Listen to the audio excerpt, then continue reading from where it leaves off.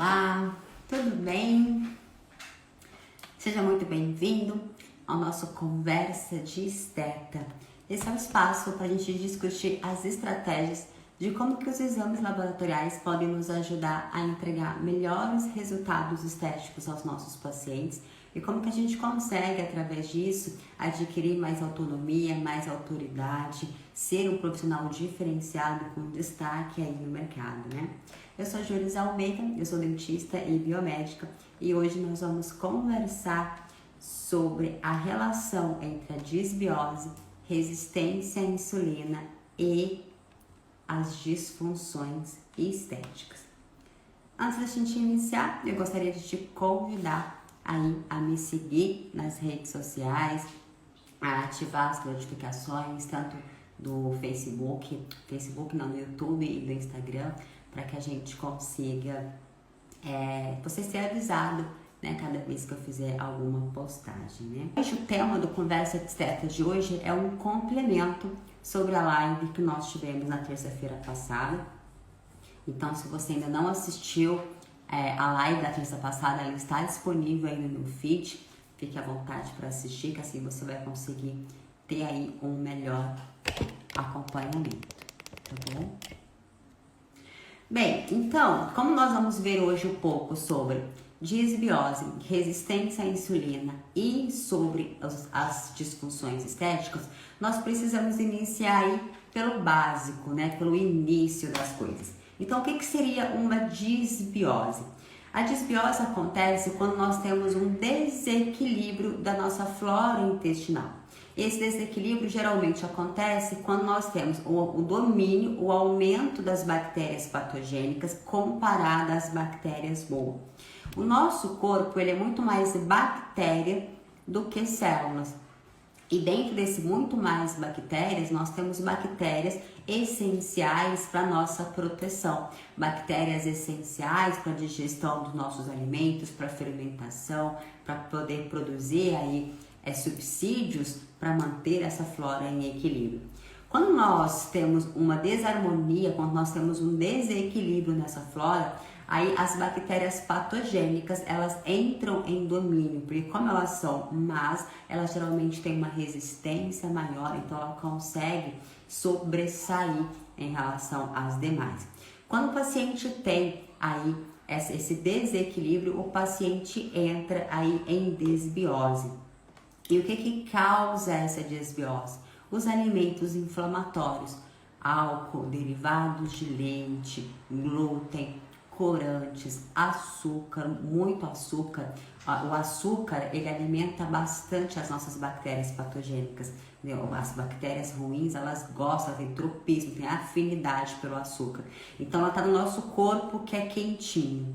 Tem umidade e tem comida, que no caso é o açúcar, é um ambiente muito propício para ela se multiplicar. Principalmente mulheres que têm aí tendência a ter candidíase, a ter vaginite, né? São pessoas que normalmente têm uma dieta, uma alimentação mais rica em açúcar. Então isso tudo favorece para que esses patógenos, né, não somente as bactérias, mas os fungos também, para que eles se multipliquem. Então, quando a gente for pensar aí em algumas coisas que está causando essa disbiose, nós temos que pensar nesses alimentos industrializados, nesses alimentos que são modificados. Então, o que eu chamo de não são alimentos de Deus? O que é isso? Não dá em árvore, não dá no universo, é algo que está enlatado. Tudo que está enlatado, tudo que está embalado, são alimentos hoje que vão levando a gente a adquirir uma alteração nessa flora intestinal. Isso não acontece do dia para a noite, isso é acumulativo. E conforme isso vai se acumulando, vai se agravando, os problemas vão se estendendo, tá? Como que a gente pode confirmar se o paciente tem uma disbiose? Através de uma boa anamnese, nós vamos verificar aí os sinais e sintomas que esses pacientes vão falar. Então, alguns são intestino solto, diarreia, muita diarreia. Toda vez que vai ao banheiro, ao invés de fazer um cocô pastoso, firme, faz um cocô diarreico. Ou o paciente pode relatar também o inverso, que tem dificuldades para ir ao banheiro, que tem o intestino preso, que as fezes ela é muito ressecada, endurecida, enfim. O paciente pode relatar que tem estufamento, que tem cólicas, que tem dor, que tem gases com odor muito forte. Então, tudo isso são características de que o intestino desse paciente não está funcionando muito bem. Para a gente poder pensar que se o paciente está tendo aí uma desbiose ou não, tem alguns exames que podem nos ajudar nessa triagem, ajudar nessas orientações. O primeiro exame básico que eu sugiro que todos fazem, e é o que eu chamo de 3Bs, né, que é o bom, bonito e barato, é o hemograma. Através do hemograma nós conseguimos sim ter uma ideia se esse paciente está tendo alguma alteração a nível intestinal ou não. Mas somente o hemograma, ele não é assertivo, ele não é fidedigno para falar assim, não, você está tendo, tá? Ele me dá uma ideia, mas já é um caminho. Um outro exame também que nós podemos fazer é o Indicam, que é um exame que tem através da urina. Então nós temos, né, essa substância na nossa urina normalmente. Só que quando o paciente ele tem uma disbiose, ou seja, o aumento dessas bactérias patogênicas, e como a vagina e o ânus estão muito próximos, essas bactérias patogênicas das fezes acabam contaminando a urina. Então o paciente, quando ele vai fazer xixi, por mais de, assim, se prende o xixi por mais de 4 horas, ou é o primeiro xixi do dia, é mais comum que encontre essa substância, né, esse Indicam, mais concentrado, em elevação. Então, normalmente, nós temos essa substância na nossa urina, mas em casos de disbiose, o paciente tem isso muito mais elevado, muito mais concentrado. Então, isso é aí um dos marcadores também de que esse paciente está tendo uma disbiose. Um outro exame que a gente pode fazer é o teste genético, né, para a gente verificar a disbiose, que é a microbioma intestinal. Quando trata-se de testes genéticos, são testes mais delicados, são testes mais caros. Então, eu, por exemplo, não tenho o hábito de solicitar o teste genético para disbiose. Eu acabo confirmando isso com uma boa anamnese, com os sinais e sintomas que o paciente está me apresentando e com alguns outros exames. Eu acho muito válido solicitar o perfil inflamatório para eu verificar também se essa disbiose ela está no processo inicial ou se ela já está em um grau mais avançado. Então, o teste genético eu normalmente não peço por ele ser mais caro. Inclusive, não são todos os convênios que cobrem, tá? São só os convênios mais tops. Normalmente, ele é solicitado por nutricionistas quando eles querem investigar o nível, a quantidade, a flora intestinal desse paciente, como que está, qual que é o domínio de qual bactéria que está sendo ali presente, né? Não somente bactéria, tá, gente? Pode ser leveduras também, mas com a intenção de fazer essa identificação para usar um medicamento que seja mais assertivo. Então, como que a gente pode pensar em tratar um paciente que tem disbiose? Isso pra gente é muito importante, porque é muito comum hoje nós pegarmos pacientes que têm alterações intestinais.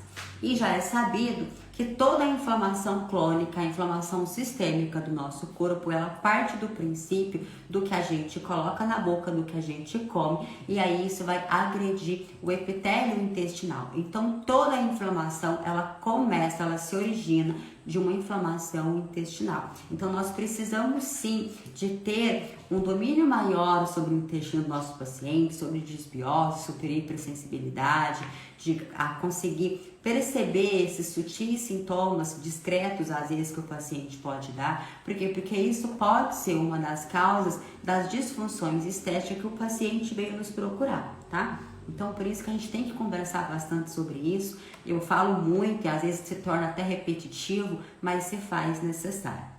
Então, uma vez que eu desconfio que o meu paciente tem uma disbiose, que eu confirmei isso através dos exames laboratoriais, o que eu, uma profissional esteta, posso fazer para ajudar o meu paciente a se libertar dessa disbiose?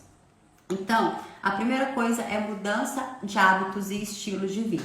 Se esse paciente não começar a fazer uma ingestão de alimentos melhores, de alimentos mais saudáveis, de alimentos menos inflamatórios, eu não vou conseguir nunca controlar essa disbiose. Muito pelo contrário, vai se agravando cada vez mais até que comete a outros órgãos e outro sistema e vai bagunçando cada vez mais a casa, tá? Então, se faz necessário que o paciente tenha uma orientação, E nisso é muito bom a gente ter os exames laboratoriais em mãos, porque os exames, eles ajudam a que a gente tenha argumentos e prova concreta para falar com esse paciente como que ele está.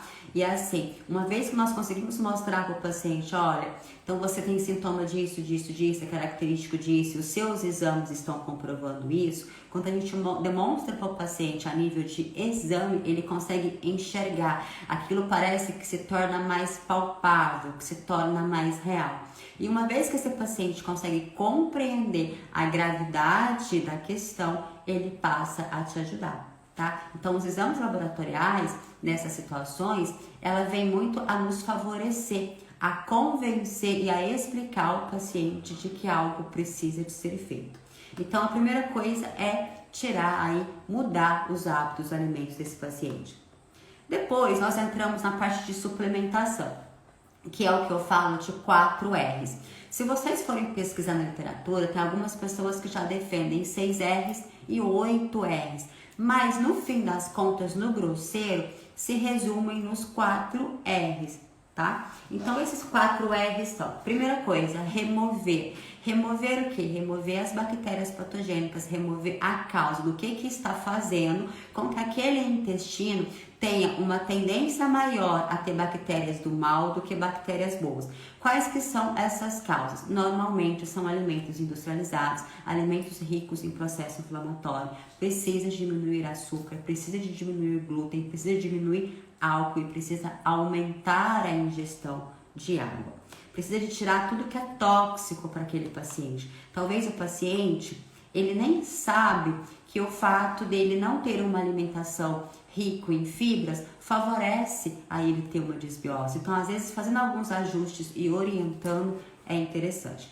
Segunda coisa é repor, né? Então, nós estamos aí nos 4 R. Primeiro é remover a causa, segundo é repor. Quando a gente pensa em repor, nós temos que começar a pensar a nível das enzimas digestivas desse paciente.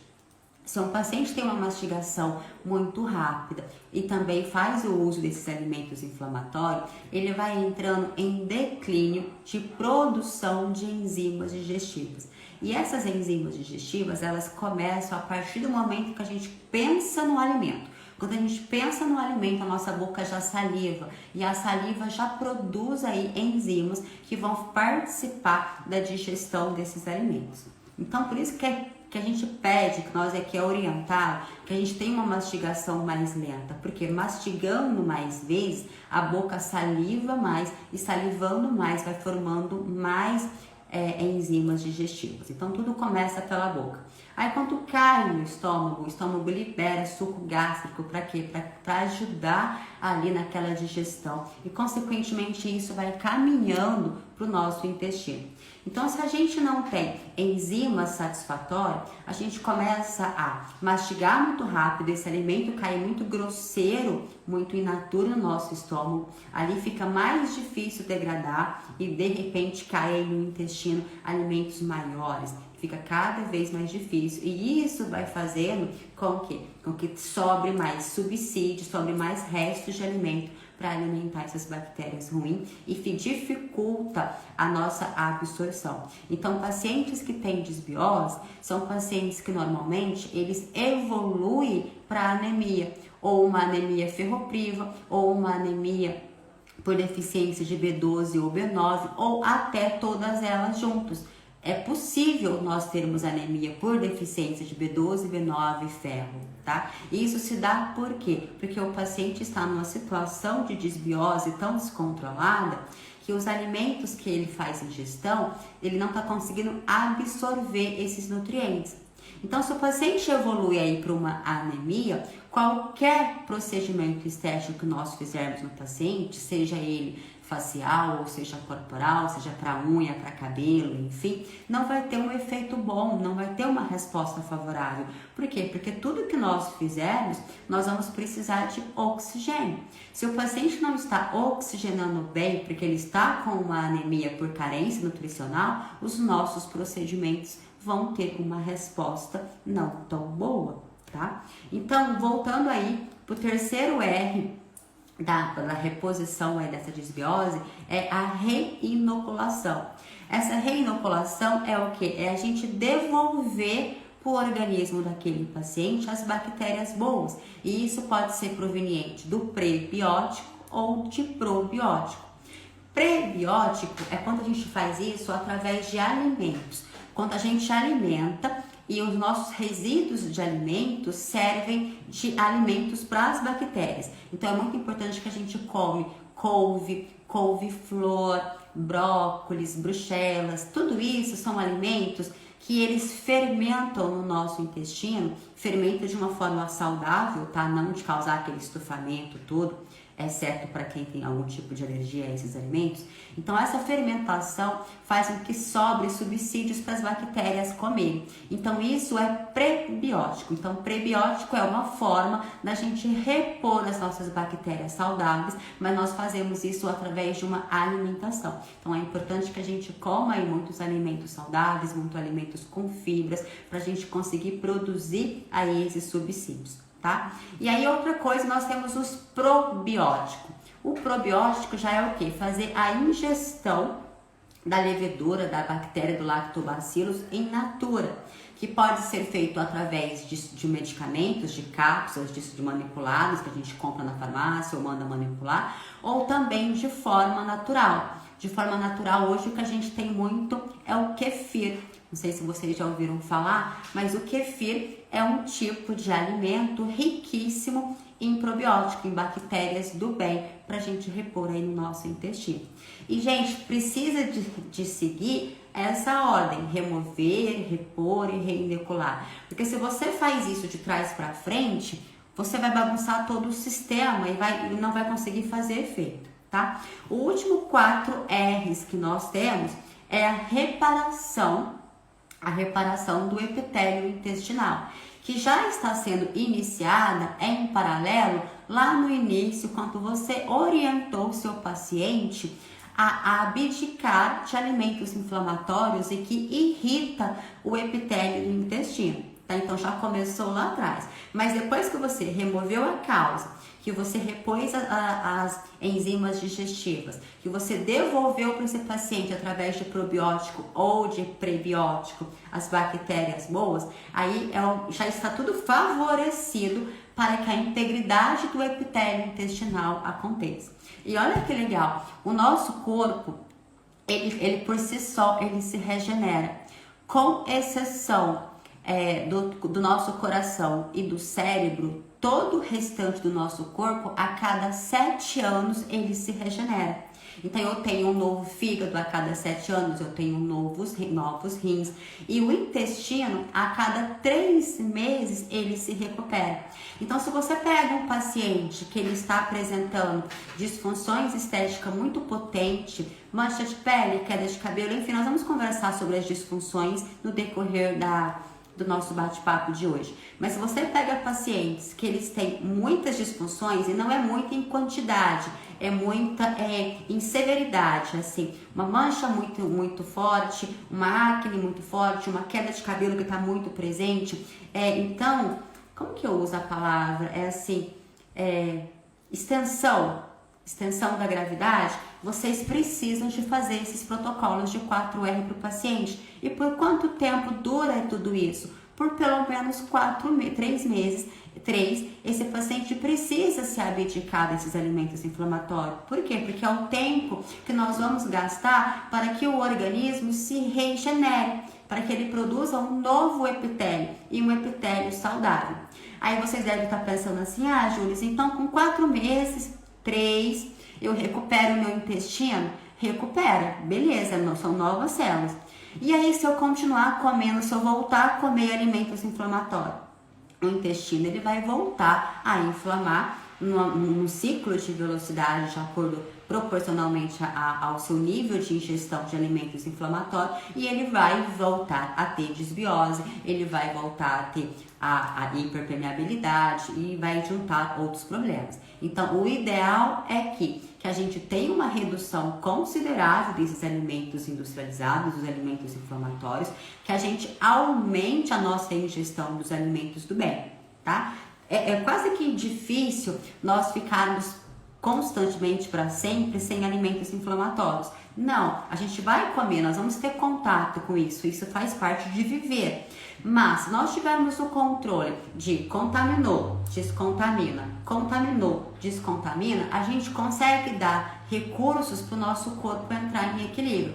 Agora, se todos os dias e em grande quantidade nós colocarmos dentro do nosso corpo alimentos inflamatórios, nós não vamos conseguir controlar essa inflamação intestinal e isso vai se agravar por todo o corpo. Lembrando que as disfunções estéticas, qualquer disfunção estética, elas são um aviso do início do problema, tá? Então, por isso que eu falo que o paciente ele vai procurar o primeiro profissional, nós estetas, para nos avisar que o corpo dele não está bem. As disfunções estéticas são sinais de que está começando a bagunçar a casa. E se nós tivermos o domínio dos exames laboratoriais, domínio de fisiologia e entender como funciona aquele corpo, nós seremos capazes de reorganizar a casa, de devolver a homeostase daquele organismo e, consequentemente, evitar, corrigir as disfunções estéticas. Agora, o que eu vejo hoje que está acontecendo? As pessoas estão fechando os olhos para isso, estão querendo tratar a disfunção estética sem resolver a causa. O paciente vai começando a bagunçar cada vez mais o organismo, vai afetando órgãos, sistemas maiores, vai começando a ter doença autoimune, vai começando a ter depressão, e isso vai evoluindo para patologias que levam o paciente à morte. Tá? Então, gente, tudo a gente consegue resolver quando está no início. E nós, profissionais estetas, temos essa vantagem, porque o paciente, o primeiro profissional que ele procura para resolver uma disfunção estética somos nós estetas, tá?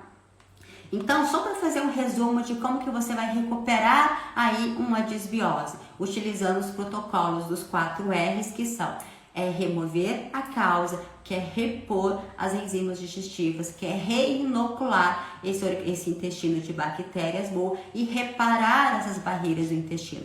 Como que a gente pode reparar? Suplementando também esse paciente de oligoelementos essenciais para que as nossas células tenham a capacidade de multiplicação, de divisão e de regeneração. Então, tudo isso nós conseguimos.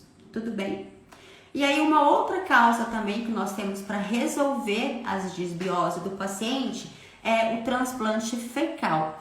Isso já se evolui para casos muito drásticos, para casos muito complexos e não cabe a nós, profissionais estetas. Isso já cabe aí a um profissional diferenciado que pode fazer isso não cabe a nós. Mas eu quero que vocês entendam que em último caso de gravidade, de extensão, ainda existe o transplante fecal. No Brasil ainda não é assim rotineiramente usado, nos Estados Unidos isso se usa muito mais, mas os Estados Unidos, o hábito alimentar dele ainda é pior do que o nosso. Eles comem muito mais fast food do que nós. Então, por isso que eles evoluem para uns estados mais graves do que a gente. Em última instância, existe o transplante fecal, que não cabe a nós, mas é apenas aí a nível de conhecimento para que você entenda, tá? Então, isso, gente, é o que? Uma disbiose. O que essa disbiose vai evoluindo para o nosso corpo? Ela vai causando inflamação. Problemas no intestino levam o paciente a ter disfunções estéticas. Por quê? Porque essa inflamação acomete órgãos distantes. Nós já conversamos na nossa última live o porquê que o intestino é considerado o nosso segundo cérebro, o porquê que ele tem aí inervações próprias, essa sensibilidade toda. Ou seja, tudo que acomete, que estraga, que bagunça, que desorganiza, que faz mal para o intestino, vai refletir em demais partes do nosso corpo. Então, quando esse paciente vai evoluindo por essa disbiose, ele começa a ter inflamação. Porque o nosso intestino, ele é o órgão imunológico maior e mais complexo e completo que nós temos. Uma vez que o intestino começa a sinalizar que algo não está bem, ele ativa toda a cascata inflamatória que nós temos no corpo. E aí esse corpo vai evoluindo para liberar citocinas que são maléficas para a gente. E uma vez que esse paciente está muito inflamado, quanto mais inflamado esse paciente está, maior é mais dificuldade a insulina vai ter de poder grudar no seu receptor. A insulina é um hormônio produzido pelo pâncreas que tem como finalidade pegar a glicose e colocar ela dentro da nossa célula. Por quê? Porque a gente necessita de glicose dentro da célula para que essa célula produza energia para a gente viver. Se nós estivermos dormindo, para os nossos órgãos vitais estarem funcionando, nós precisamos de ATP, nós precisamos de energia. E a energia mais fácil que a gente tem é proveniente da glicose. Mas a glicose, para ela ser utilizada, ela necessita de estar dentro da célula. Se ela não entrar dentro da mitocôndria, nós não conseguimos utilizar isso. Então, como que funciona de uma forma muito grosseira? O pâncreas produz a insulina. Essa insulina é carregada pelo cálcio na corrente sanguínea e ela chega até a célula. Na parede, no citoplasma da célula, nós temos receptores específicos para a insulina. Então, a insulina gruda nesse receptor e automaticamente abre as portas da membrana para a glicose entrar. Essa glicose entra, ela é carregada para dentro da mitocôndria, lá tem vários processos químicos e forma o ATP, que é a energia. Então, quando o paciente está muito inflamado, e quanto mais inflamado esse paciente está, no receptor de insulina, que fica no citoplasma da célula, ele acaba sendo ocupado, camuflado pela inflamação, pelas citocinas inflamatórias. Então, quando o pâncreas libera a insulina não consegue grudar nesse receptor. E é o que a gente chama de resistência à insulina. Por que resistência à insulina? Porque a insulina está encontrando resistência, dificuldade de grudar no seu receptor. E se a insulina não gruda no seu receptor, não abre as portas da membrana citoplasmática para a glicose entrar. Então, quanto mais inflamado esse paciente está, maior vai aumentando a resistência à insulina. E por isso vai evoluindo para um diabetes tipo 2. Como que evolui? O pâncreas, ele é muito bem sinalizado. O nosso corpo por si só, ele é muito bem comunicado. Quando o pâncreas produz insulina, qual que é a intenção disso? De produzir insulina para pegar a glicose e colocar dentro da célula. Então, quando nós estamos, por exemplo, alimentando, nós temos um pico de produção de insulina. Por quê? Porque automaticamente tem um pico de produção de glicose. Então, o pâncreas produz insulina para pegar essa glicose e guardar. Se, de repente, a gente começa a ter uma dificuldade da insulina no seu receptor, vai começar a sobrar glicose na corrente sanguínea. Aí o pâncreas fala assim: nossa, tem muita glicose no sangue, vou produzir mais insulina. Só que ele produz mais insulina, mas esse aumento não é satisfatório. Por quê? Porque não é questão de quantidade, é questão de encaixar no seu receptor. E se ele encontra dificuldade para entrar no seu receptor, não vai entrar a glicose para dentro da célula. Aí o pâncreas fala assim: nossa, mas eu ainda tenho muita glicose no sangue, vou produzir mais insulina. Então a gente começa a ter um pâncreas produzindo insulina incansavelmente para tentar controlar aquele excesso de glicose. E isso vai virando um ciclo. Chega uma hora que tem tanta glicose, tem tanta insulina ali no sangue, que a glicose fala assim: nossa, tá muito fácil essa insulina aqui, eu não quero. Sabe quando tá muito fácil que a gente não quer, que a gente despreza? Por quê? Porque a gente gosta da escassez, a gente gosta da exclusividade. Quando começa a ter muita glicose, muita insulina no sangue, a glicose fala assim: eu não quero essa insulina. Ela tá aqui à minha disposição, tá aqui toda hora, não tem escassez, que eu não quero. Aí o pâncreas começa a pensar assim: nossa, eu estou produzindo muita insulina e eu ainda tenho muita glicose. Eu já cansei, eu não aguento mais ficar trabalhando, não aguento mais ficar produzindo insulina, produzindo. Então chega um momento que o pâncreas, ele começa a parar de produzir insulina. E aí a gente está comendo, nós estamos colocando glicose no nosso corpo, muito carboidrato, muito açúcar e tal. Chega um momento que o panda fala assim, cansei, não vou mais produzir insulina, aí o paciente entra em diabetes tipo 2. Só que antes do paciente evoluir para um diabetes do tipo 2, o paciente apresenta pele ressecada, muita mancha, hiperpigmentação por qualquer processo inflamatório. Esse paciente apresenta todos os sinais e sintomas de inflamação, que são retenção de líquido, formação de celulite, acúmulo de gordura. Ele começa a ter uma depressão dos hormônios da tireoide, então ele começa a ter um organismo mais lento. O organismo mais lento acumula-se mais gordura, ele fica mais preguiçoso. O paciente vai relatar que tem falta de concentração, que tem um sono excessivo. É um paciente que não tem libido, não tem energia criativa. É um paciente que está vegetando no mundo. Então, o que acontece? Se vocês entendem tudo isso e vocês pegam um paciente lá no início, você é capaz de resolver o problema do paciente antes que ele evolua para um diabetes do tipo 2. O diabetes do tipo 2 é uma patologia e até chegar nesse final, o caminho é longo e uma vez identificado precocemente, nós conseguimos reverter isso. Tá? E por que os pacientes evoluem para diabetes do tipo 2? Porque é uma doença silenciosa, que se não for bem investigada, passa desapercebida. Segundo, porque muitos profissionais estão educados, preparados, treinados a avaliar os exames laboratoriais de acordo com os valores de referência. Então, o paciente já está há anos dando sinal de que ele já está em um quadro de resistência à insulina, mas ainda não passou em um profissional que sabe avaliar esses exames de acordo com os valores ideais. Aí esse paciente vai evoluindo até chegar no diabetes.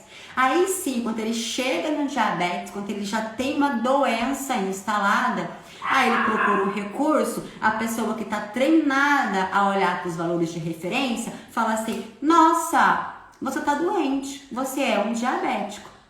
Só que, gente, até ele evoluir para um diabetes, nós temos pelo menos aí 2, 3 anos.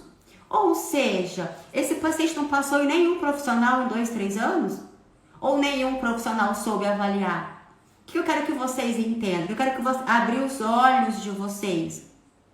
O profissional, ele vai passar na sua vida, durante esse caminho, para reclamar de uma disfunção estética, para reclamar de um pé rachado, para reclamar de queda de cabelo, para reclamar de uma rosácea.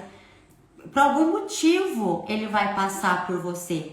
E quando esse paciente passar por você, você é um profissional da área da saúde, você é um profissional esteta, você precisa ajudar esse paciente. Você não pode ser mais um profissional a passar pela vida dele e falar assim, não, você está tudo bem. Não, não está tudo bem. Se o paciente tem uma disfunção estética, qualquer uma, pode escolher a que você quiser. É um sinal de que ele não está bem. Ele está te avisando que não está bem. O paciente está te pedindo ajuda. Então você precisa ajudar. Mas para você ajudar, você precisa dominar os exames laboratoriais de acordo com os valores ideais. Caso ao contrário, você vai esperar esse paciente evoluir para uma doença. E quando esse paciente estiver com uma doença instalada, não é nós que cuidamos, não é você que cuida. Você vai ter que encaminhar ele para um outro profissional. Tudo bem? Então, tudo bem. Evoluímos aí para uma desbiose. Essa desbiose foi para uma inflamação. Essa inflamação foi uma inflamação crônica, uma inflamação sistêmica que evoluiu para uma resistência à insulina. O que o paciente vai ter de resistência à insulina? Pele muito ressecada, mancha, formação de acrócomos, que são aquelas verruguinhas pretas que nós normalmente temos, região de pescoço e colo, região de axilas também. O paciente vai te dar sinal de manchas. Sabe como se ele estivesse sujo, encardido nas dobras, nas articulações? Isso é um sinal de que o paciente está tendo uma resistência à insulina. Agora me fala, Quantos pacientes já passaram na vida de vocês para você fazer remoção dessas manchinhas, desses acróconos, e você nunca suspeitou que ele está com sintoma de resistência à insulina? E você não teve nem o bom senso de solicitar exame desse paciente para verificar se ele ainda está em quadro de inflamação, ou se ele já entrou num processo de resistência, ou se ele já é um paciente diabético. Gente, eu vejo pessoas fazendo eletrocautério aos montes, nessas pintinhas, nessas verruguinhas, nesses acróconos, sem importar com a saúde do paciente. Aí o paciente fala assim, nossa, eu já fiz remoção disso e voltou. Você não fez direito? Não. Uma vez que você faz eletrocautério naquela manchinha, aquela manchinha não vai voltar, aquela pinta vai morrer. E se está produzindo outra, é porque o nível de resistência à insulina desse paciente está se agravando e você não está enxergando, você não está ajudando. Aí esse paciente evolui para um diabetes daqui uns 2, 3, 4, 5 anos, e aí ele chega para você e fala assim, putz, estou diabético. Aí eu tenho vontade de ir em você e dar um soco na tua cara, porque o paciente foi muito precocemente de pedir ajuda e você não ajudou, você não enxergou, você não soube, você não orientou, você não resolveu o problema. Tudo bem? Então vamos evoluir. Como que você pode pensar em investigar se esse paciente está com resistência à insulina ou já é um diabetes tipo 2? Com o perfil glicêmico dele, que é glicose em jejum, hemoglobina glicosilada, que é aí a insulina em jejum. E eu gosto também de verificar o perfil lipídico desse paciente. Por que perfil lipídico? Porque quando o paciente começa a inflamar, os primeiros órgãos e tecidos que ele acomete são o quê? Vaso sanguíneo e articulação. Então, quando esse paciente está tendo uma disbiose lá no intestino, primeira coisa que vai ter problema nele são os vasos sanguíneos. Se os vasos sanguíneos desse paciente começam a ficar inflamados, ele começa a ter uma sensibilidade de vaso sanguíneo. Isso faz com que esse paciente tenha o quê? O aumento da homocisteína. Se eu tenho um aumento da homocisteína, eu tenho uma diminuição do ácido nítrico. Então, o ácido nítrico ele é uma substância que tem a função de proteger e controlar a pressão arterial dos vasos sanguíneos. Se eu tenho uma inflamação, eu aumento a homocisteína, que faz que machuca, que deixa os vasos frágeis, que deixa os vasos vulneráveis à inflamação. E eu diminuo o ácido nítrico, que é a defesa. Então, esse paciente, ele começa a ter uma tendência maior a vir a desenvolver uma doença cardiovascular. Então, eu preciso de verificar como que estão os níveis lipídicos desse paciente, se já estão muito agravados ou ainda não. Então, o perfil lipídico não faz parte do perfil de glicose, do perfil de glicemia, mas eu gosto de investigar eles juntos porque um afeta o outro. Então, eu preciso de ver como que estão os vasos sanguíneos do meu paciente, uma vez que os vasos sanguíneos são os primeiros a ser acometidos de uma inflamação no intestino, tá? Como que eu vou tratar aí uma resistência à insulina? Nossa, Jules, isso cabe a mim ou eu vou ter que encaminhar o meu paciente para outro profissional? Se o seu paciente ainda não possui diabetes tipo 2 instalado, ele ainda não é doente. Se ele não é doente, você consegue resolver. Então, se você pega um paciente com resistência à insulina, ou que popularmente é chamado de pré-diabético, você, profissional esteta, você é capaz de resolver. Independente se você é esteticista, se você é biomédico, dentista, farmacêutico, médico, terapeuta, enfim, esteta, tá? A minha conversa é conversa de esteta, independente de qual seja a sua graduação. Ok? Então, se você pega um paciente que ele está tendo aí uma resistência à insulina, você tem recursos de recuperar isso, desde que você tenha conhecimento para tal.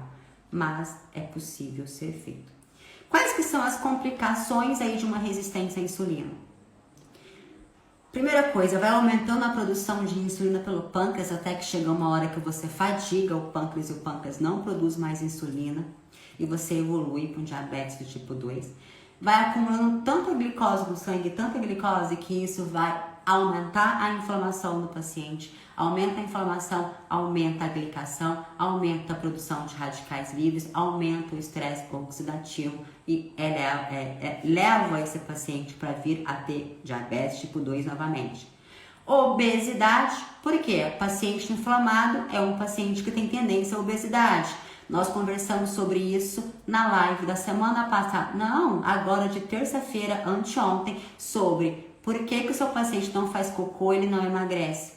Nós conversamos sobre isso. Então, se você não assistiu a live de terça-feira, assiste, que você vai entender perfeitamente o porquê que um paciente inflamado não emagrece. Se ele não emagrece, ele evolui para a obesidade. Se esse paciente evolui para a obesidade, ele aumenta as chances de ter a síndrome metabólica. O que é síndrome metabólica? É quando a casa está tão bagunçada que esse paciente tem diabetes, pressão alta, inflamação, começa a acometer já o fígado e aí bagunça tudo. Isso é síndrome metabólica, um conjunto de sinais e sintomas de que a casa está bagunçada. O paciente vai ter também hipertensão. Por que hipertensão? Porque volta lá no que nós já conversamos. Eu tenho um aumento da homocisteína e eu tenho uma diminuição do óxido nítrico. É o óxido nítrico que controla a pressão e a defesa da parede do epitélio dos vasos sanguíneos. Eu vou ter, consequentemente, também o aumento da lipidemia, aumento dos colesteróis ruins. Aumento de colesterol ruim favorece placas de ateroma. Um vaso sanguíneo que está machucado e eu tenho aumento de colesterol, eu tenho aumento de placas de ateroma. Aumento de placas de ateroma, eu faço com que a pressão arterial do meu paciente aumenta. Se eu tenho aumento de pressão, eu elevo esse paciente para um risco muito maior de doenças cardiovasculares, tá? Claro que conversar sobre hipertensão é um tema exclusivo somente para uma live, porque isso envolve coisa muito mais complexa. Mas eu estou querendo apresentar para vocês que nós começamos a conversar sobre desbiose, um assunto super simples. E aí tá bagunçando a casa de tal forma que está aparecendo todos esses problemas. Ou seja, as disfunções estéticas é o menor dos problemas.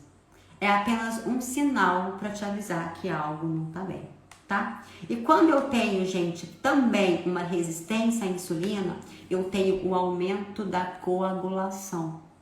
Quando eu tenho uma ativação da minha coagulação, esse paciente pode evoluir para trombose. E essa trombose, esses trômbulos, pode evoluir para uma isquemia ou pode evoluir para um derrame. Então, tudo isso são consequências, tá certo? Por fim, as disfunções estéticas são todas elas que eu já conversei com vocês no decorrer aí desse bate-papo. Só quero que vocês compreendam que nós começamos onde? De uma desbiose, de uma inflamação de intestino que foi evoluindo para todas essas disfunções estéticas, tá certo? Então, qual que é a oportunidade, o benefício de você dominar os exames laboratoriais? Você se tornar um profissional cada vez mais completo, que é capaz de ajudar o seu paciente muito precocemente para não evoluir para uma patologia, não evoluir para uma doença. Quando eu falo para vocês, quem me acompanha há algum tempo já sabe, que nós somos uns profissionais estetas por dom de Deus e que nós somos os mais completos. Por quê? Porque nós somos capazes de contribuir com a saúde, com a vida, com a beleza, com a autoestima, com a longevidade e com a qualidade de vida do nosso paciente. Nós somos esse profissional que pode fazer tudo isso para o nosso paciente. E sabe quantos profissionais estetas estão exercendo essas 6 funções? Pouquíssimos, porque muitos querem apenas entregar beleza, estética, vender protocolo, vender procedimento. Só que se não cuidar da base, não cuidar da raiz, não cuidar de dentro para fora, não entender o sistema, não vai entregar estética, não vai entregar beleza. Aí o seu paciente vai começar a procurar outro profissional, porque ele gastou dinheiro com você e você não resolveu a causa. Você demorou muito para resolver o problema, você não foi capaz de resolver. Aí ele vai procurar outro paciente. Então, onde que as pessoas elas estão errando? Não estão sabendo investigar o paciente adequadamente.